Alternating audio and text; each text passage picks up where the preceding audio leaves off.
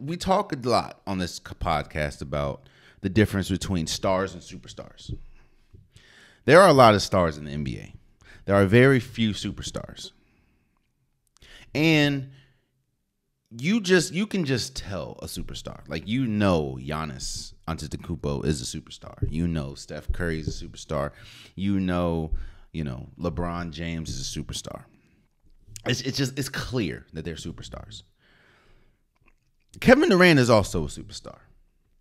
And with the trade deadline coming and going now, this was probably one of the most active trade deadlines we've seen in years. And that is because it started with Kevin Durant. Now, there are some players that if they move cities, if they move teams, it doesn't make much of a dent. And that's no offense to them. But I don't know, I'm not going to say no names, but there are just some players that they could move. And while, yes, it's important to the team, it doesn't make shockwaves. It doesn't reverberate throughout the entire league. But when a superstar changes teams, everything changes. For instance, now, of course, this is a long, drawn-out tease, I think you can say, but I'm getting somewhere. You remember in 2010 when LeBron James had the decision and everything, and how that changed the landscape of the NBA at that point? Or we can even look a little further when Kevin Garnett and Ray Allen decided to go to Boston. Or if you want to talk about Kevin Durant, which we are talking about, when Kevin Durant decided to go to Golden State. You see, big moves like that don't just affect two teams. They just don't affect the team that the player was on and the team that they're leaving. No, it affects the league. And of course it starts, and where we're getting to is Kevin Durant was traded at the trade deadline to the Phoenix Suns. Now, this is a loaded topic, and I'm going to this might be a longer episode because I need to effectively break down how this changes the league and how this, think of it like a puddle, like when you drop water in the weight, like this is going to change the landscape of the league.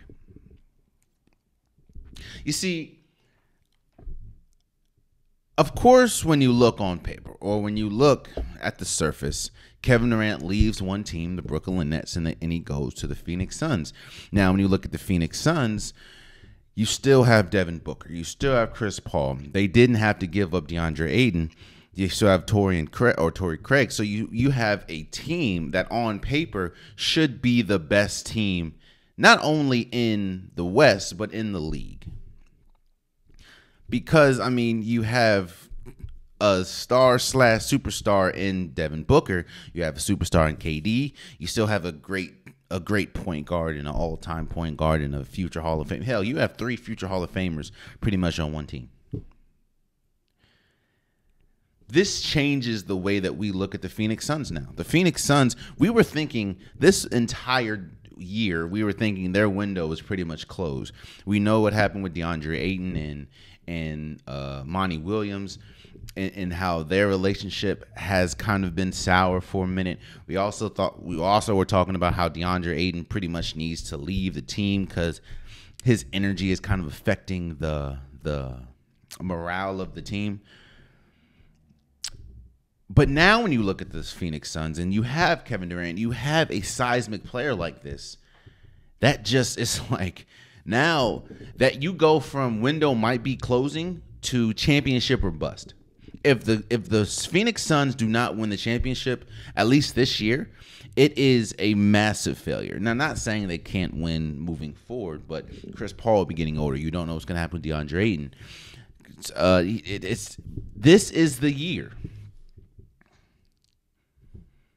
That's one thing that a superstar does for you. The outlook of your team changes drastically. Hell, you can put Kevin Durant on the Wizards, and their trajectory looks completely different. Not saying that they would be championship or bust, but you pair a Kevin Durant with a Bradley Beal, with a Kyle Kuzma, like that should get you at least a solid playoff run. So you pair Kevin Durant with Chris Paul and Devin Booker and DeAndre Ayton and the pieces that they have, it has to be a championship or bust. Now, I will say this. I will acknowledge that kind of like we saw with Rudy Gobert back in the offseason, the Phoenix Suns had to trade a haul for Kevin Durant. You know, you give up Mikal Bridges, which is their best which was their best defender, Cam Johnson. You give up what 1, 2, 3, 4, 5 first round picks and 2 second round picks. Golly. This changes not only the balance of, or not only this not only changes the trajectory of the Suns, it changes the trajectory of the Western Conference. Now you put the Western Conference, and this is what I said about the sound waves, the shock waves that this sends the league. Now the Western Conference looks completely different. We talked about Kyrie Irving last episode. Now you have Kevin Durant. Like, think about that. Now you have look at the West now. The Suns, the Dallas Mavericks, the Nuggets, the Golden State Warriors, the Pelicans, the Grizzlies. Like, it is a gauntlet in the Western Conference. A superstar changing teams doesn't just affect the team. It affects everything around the team, and that even includes the conference. But with us talking about Kevin Durant now, a Phoenix Sun, we have to talk about where he came from, and that is the Brooklyn Nets. You know, I've heard all they've been saying is that the Brooklyn Nets, the big three that the Brooklyn Nets had, which was, of course, Kevin Durant, Kyrie Irving, and James Harden, all of which are now on different teams. They're calling that big three the biggest failure in NBA history as far as what that big three was supposed to accomplish compared to what it actually did accomplish. And I'm not going to lie, man. I was sitting here thinking, like, is it the biggest failure of all time? Or biggest letdown of all time? Or biggest misstep of all time as far as in the NBA? And then I got to thinking, man, like, what about the Lakers when they had Steve Nash, Kobe Bryant, Dwight Howard, Pau Gasol? And I said, well, Steve Nash was older. Steve Nash wasn't in his prime anymore. Dwight Howard had back issues. Kobe Bryant got hurt a couple times that season. So no, while yes, that was a letdown that it didn't matriculate into anything big, it didn't, to me, reach the level of the Brooklyn Nets. Then I think about the Brooklyn Nets when they had, Deron Williams, they had Paul Pierce, they had Kevin Garnett. But then I think, well, Kevin Garnett was well out of his prime, as well as Paul Pierce.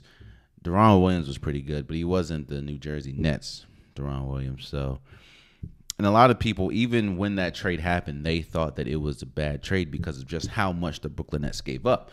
So I'm not going to put that on the same level. Then I think about the Lakers when they had Shaq, Kobe, Gary Payton, the mailman, Karl Malone. But then I think, well, Karl Malone was out of his prime, clearly, as well as Gary Payton. So no.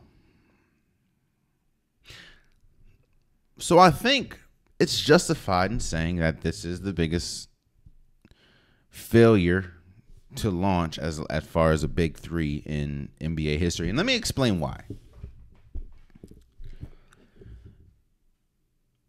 There's no question that James Harden, there's no question, at least talent-wise, that Kyrie Irving and there's no question that Kevin Durant are all going to be Hall of Famers.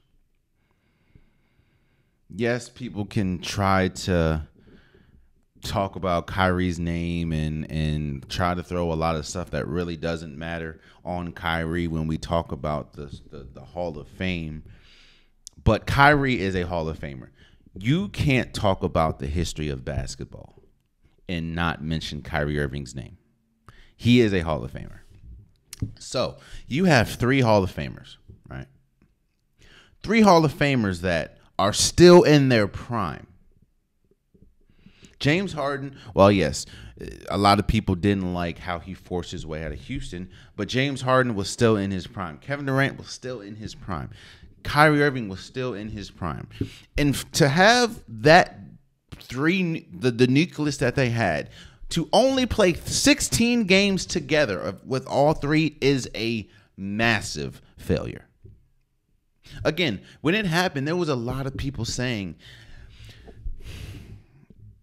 defense matters on a team, right? But when you have firepower that potent, you have 3 players that can give you 50 on any given night.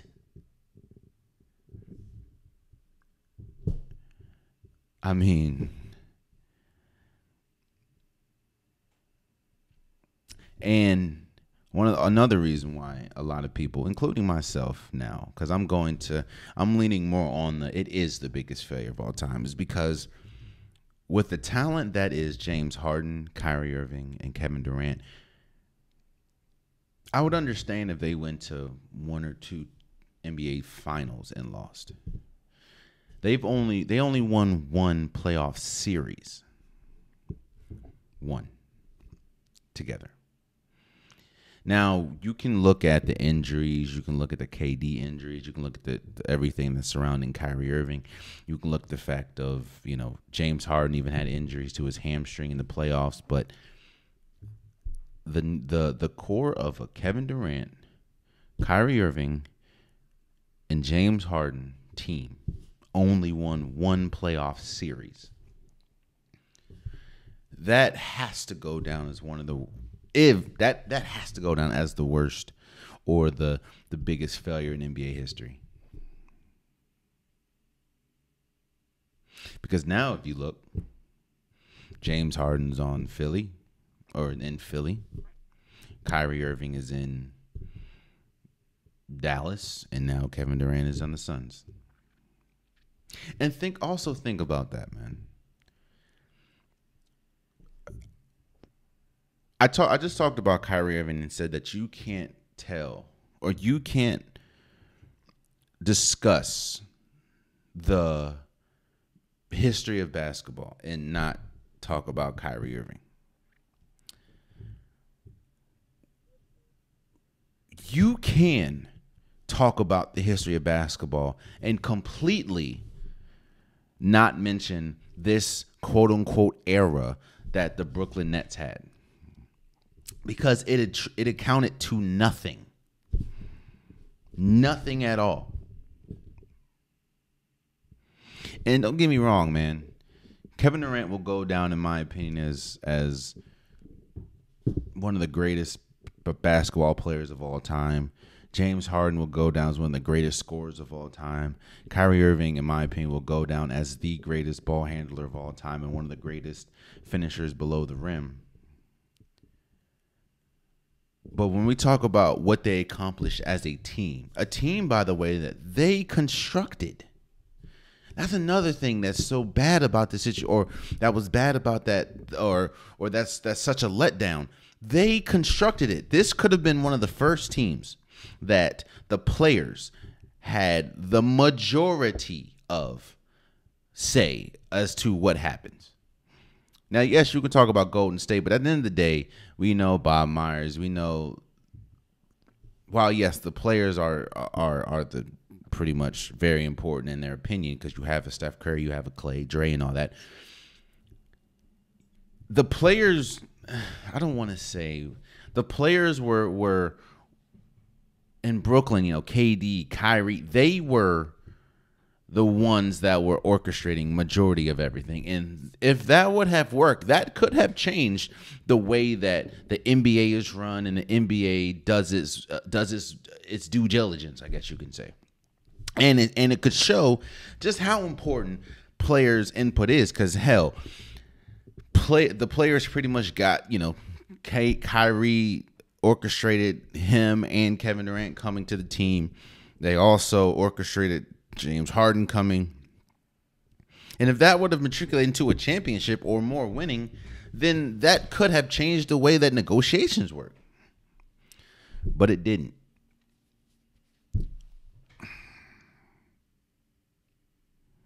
It didn't.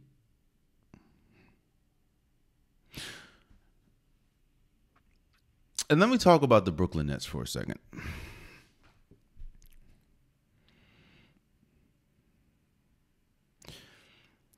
The Brooklyn Nets, even with Kevin Durant and Kyrie Irving, always played second and have always played second fiddle to, of course, the New York Knicks when we talk about popularity of New York, popularity of the NBA. Just, it was always the quote unquote little brother or whatever of the New York Knicks.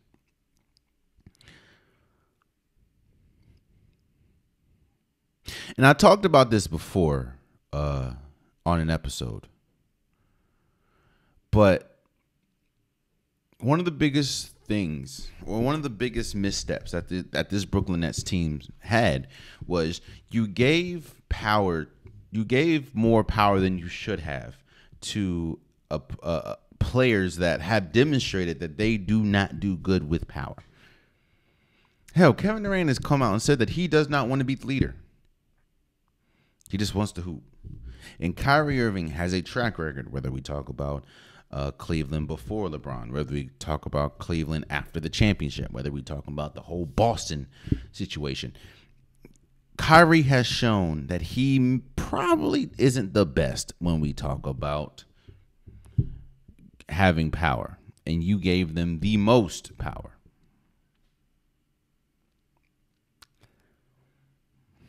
So I look at this trade, man. You give up Kevin Durant, you give up T.J. Warren, you get Mikal Bridges, you get Cam Johnson, Juan Paulo, whatever his name is. I apologize for messing you up, and all those draft picks. Essentially sending your team into an instant rebuild. Now, it'll be different if you got a star for a star, right? But you didn't. You got Mikal Bridges is a good piece, but he's not a star. Cam Johnson's a good shooter, even though he struggled this year, but he's not a star. Oh, and don't get me started on the Ben Simmons situation. So you get all this, and you had Kevin Durant. You had Kyrie. You had James Harden. You have Ben Simmons. But what has that? What do you have to show for it? Nothing. Again, you can completely just skip. If we're talking about the history of basketball, you can just skip this Brooklyn Nets moment. So Kevin Durant is a son. Oh, another thing.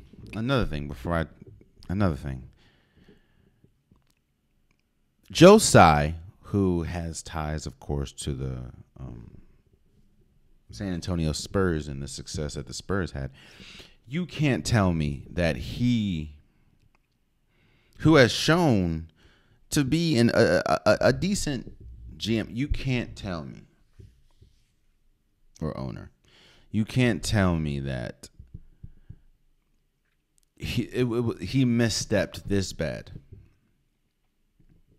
And what I mean by that is, when Kyrie Irving asked for or demanded a trade, there was a trade on the table that would have sent Russell Westbrook and 2 first-round picks to Brooklyn for Kyrie. Now, also, I understand that you didn't want to give Kyrie exactly what he wanted because we all knew that Kyrie Irving wanted to go to the Lakers.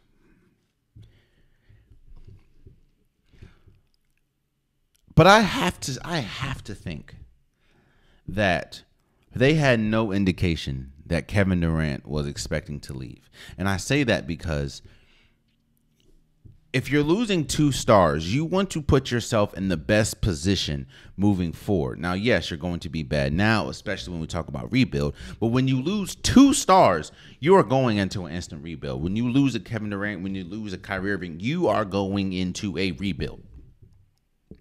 So while you don't have to keep Russell Westbrook, you have the Lakers 2 first-round picks in like this year and like in 2 years, plus all the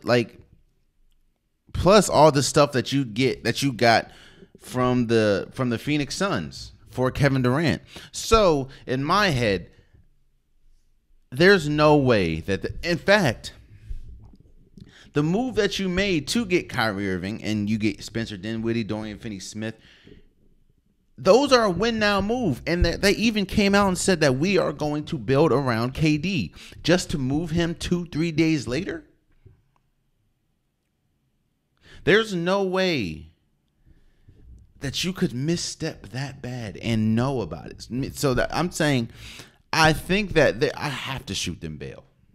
Because even and I'm, of course, nobody in this sense, even I know that if you're going to trade Kevin Durant, the best option you should have done when you had Kyrie was to trade him to the Lakers for Russell Westbrook in those 2 picks. So now, kind of like the Oklahoma City Thunder, you package yourself up with picks.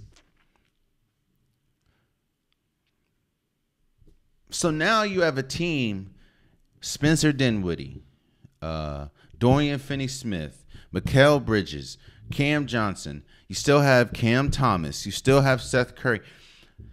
You still have Nick Claxton. That does nothing for you. Your team is not good enough to compete for anything, but your team's not bad enough to rebuild. So you're just in that middle section of nothingness. Yes, you have all those picks, but you could have had more. You could have first round picks. It just doesn't make sense. You either drastically misstepped or you had no idea at the time that you're trading Kyrie that Kevin Durant wanted to leave, which I also, it's kind of hard for me to believe that because this is the same Kevin Durant that demanded a trade in the offseason before the season. Now, yes, I understand things change and everything, but Kevin Durant still demanded a trade.